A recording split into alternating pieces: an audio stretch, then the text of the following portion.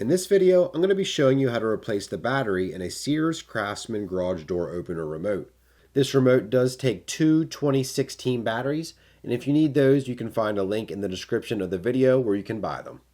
And so for this, you can use a flathead screwdriver, or you can also use the clip that comes on the remote.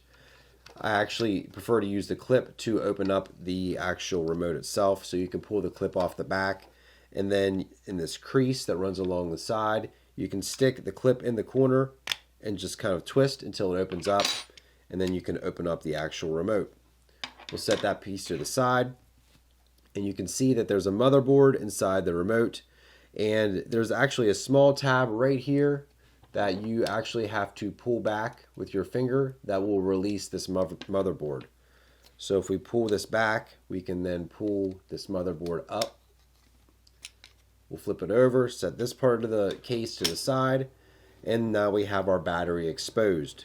So to remove the battery from the motherboard, there's this little black section where you can grab onto with your fingernail and pull it out, revealing the two 2016 batteries. If you let go, they kind of just fall out of the bottom, and you can see how they're stacked on top of each other, positive side facing up for both of them. So you would discard your two old batteries, get your two 2016 batteries, stack them on top of each other, and then lay this black plastic ring over the top of them, hold them together, and then slide them back into this slot and push it flush where the black plastic section is flush with this metal portion. After that, we need to replace the battery in the motherboard, and there are some alignment slots in this case.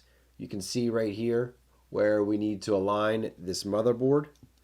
So we slide it in here first, and then we can press down, and then that clip will clip onto the motherboard, preventing it from falling out.